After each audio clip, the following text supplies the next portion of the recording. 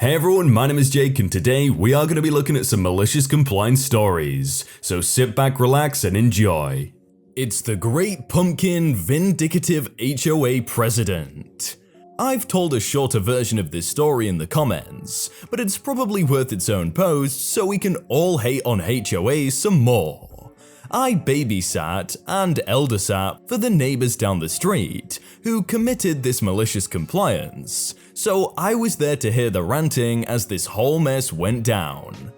We'll call my neighbors Liz and Dave. They were nice folks who ran afoul of the homeowners association when the busybody president who lived next door to them, we'll call her Joan, got it in her rotted turnip for a brain that Liz and Dave had taken in an illegal renter. Renting out rooms was strictly against HOA policy. They had not rented out a room. Liz's elder mother had moved in with them after breaking her hip and being unable to live alone anymore. Joan sent them a very threatening letter about their unlawful renter, and how fines would occur if the unlawful renter didn't vacate immediately. It was accompanied with a copy of that part of the bylaws and pictures of Liz's elderly mother taken through the windows of their house. Creep alert.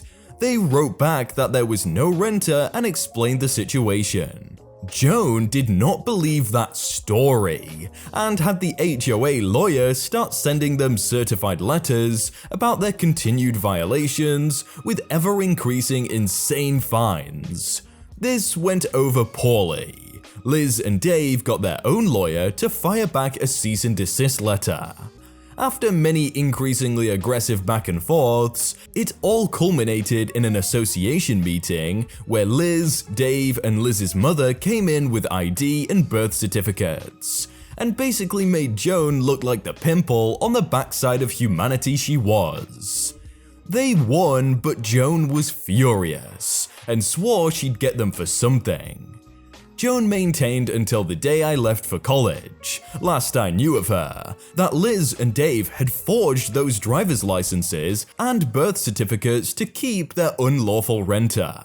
Cut to the following fall, Liz and Dave needed to repaint the house after making some siding repairs post-hurricane. They carefully checked the bylaws for approved paint colors and picked out a fairly bland shade of something between brown and tan. They gave the painters the color info listed in the bylaws to the painters, and painting happened. Less than a week after their house was painted, they got another certified letter from the HOA lawyer stating their house was the wrong color. They fired back evidence that they ordered exactly what was in the bylaws. Well, after many back and forths, it turned out the approved color and the swatches on file with the board no longer matched because the manufacturer had changed the colors in their line slightly due to some kind of formula change. Their house was a few shades darker than what it should have been. See, the bylaws listed the manufacturer color info for convenience, but the shades actually had to match the official swatches you could have theoretically borrowed from the board and gotten color matched. Nobody ever did that, but Joan was out for blood after the unlawful renter and forced them to have to repaint. Liz and Dave were taking no chances on a second try.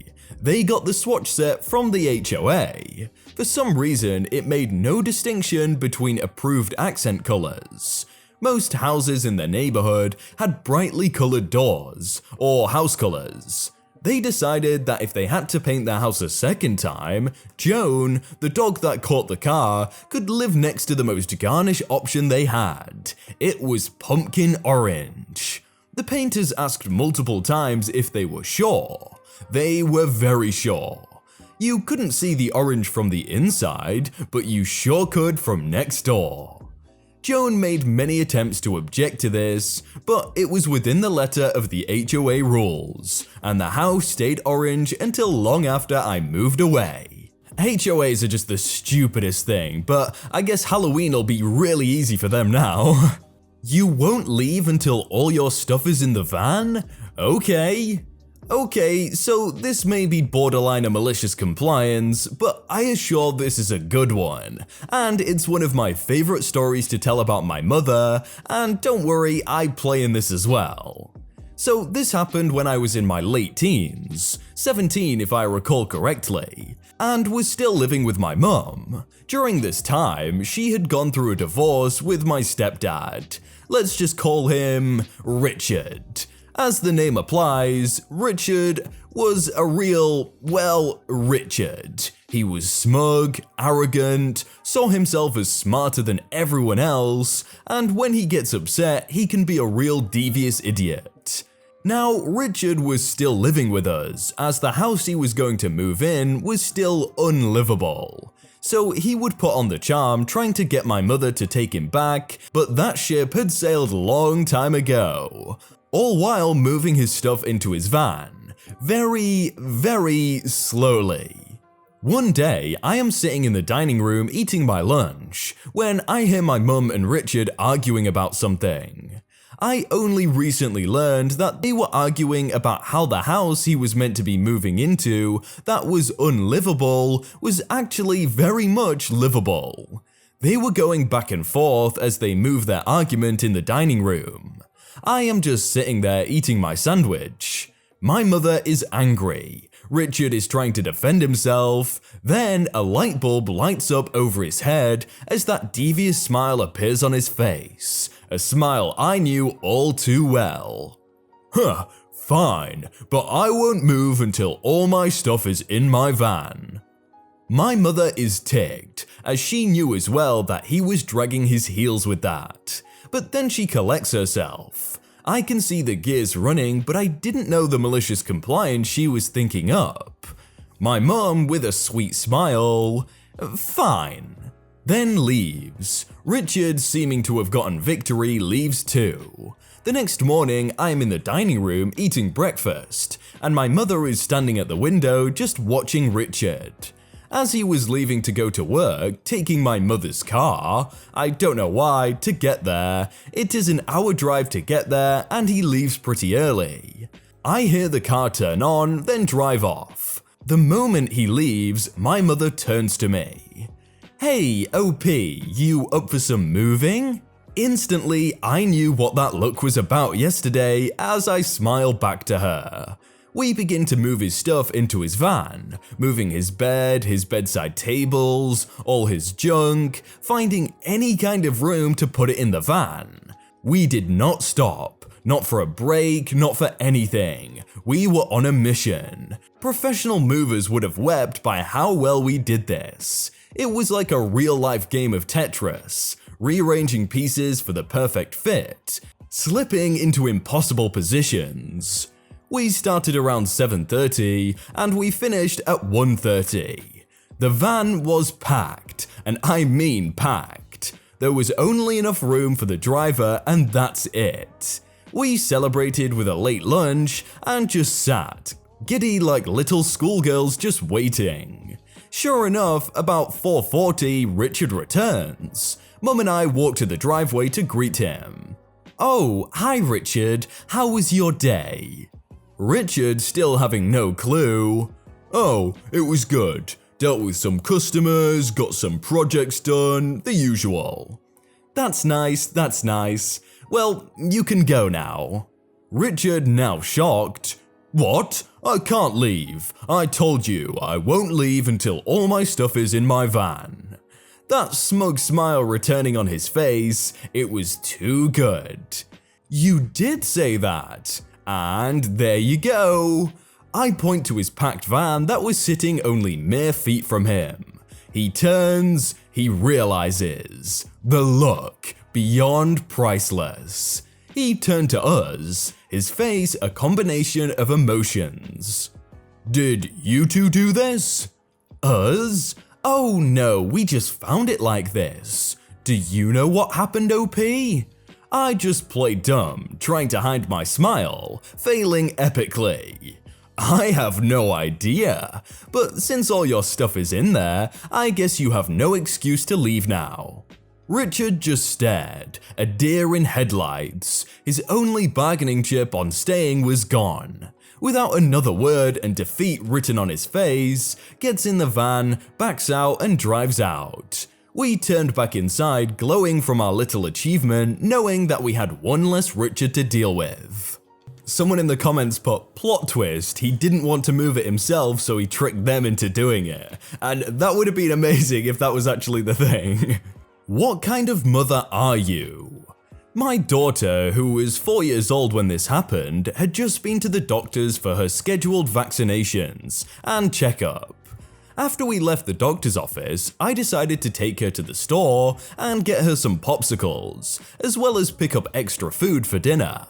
My daughters had calmed down from her crying after getting the 2 or 3 shots, and is quietly sucking on the sucker they gave her at the doctor's office. But she is definitely not a happy little girl. We get to the store, and right after we enter, the know-it-all lady spots us and walks right up to me standing in a very imposing stance, and then she starts to lecture me. Your daughter is far too old to have a pacifier. What kind of mother would let their child continue to suck on a pacifier at her age?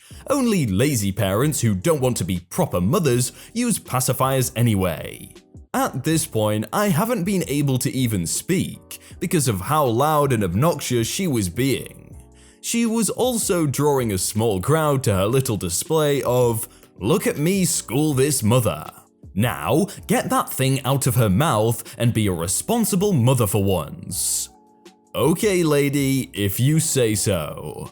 I put my hand out to my daughter, and she pulled the very sticky ring pop out of her mouth. And in turn, I handed the sticky, covered in slobber and somehow my daughter's hair, got to love kids ring pop to the know-it-all lady, and said, "Here, you take it. I can't have my daughter tempted by it anymore now, can I?" Then we left. The look of disgust on her face was priceless. Why does that lady care what another mother is doing? Like, as long as they're not doing anything illegal or just wrong, then who cares? Paying our slumlord the rent before CoinStar was a thing. When I was a kid in the 80s, you could rent a 3-bedroom house for $700. I think it may have been a little less than that, but it was around that much.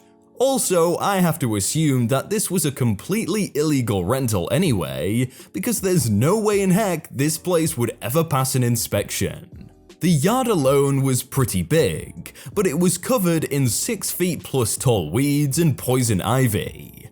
It took months to clean it up.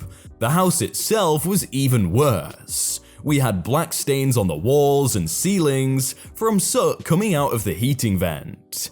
Our cesspool was clogged, so instead of actually having something done to fix it, the landlord just decided to shovel a massive hole along the side of it. So it was just one really big pit, which smelled amazing in summer.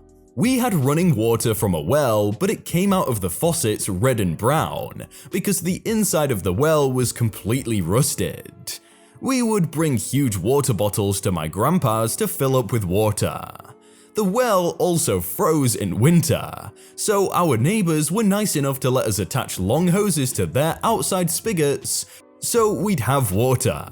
But the worst was when the wall alongside the bathtub collapsed because it never had any insulation in it, and it was so badly made that the rain had slowly been rotting through the siding and into the plasterboard until it just gave out.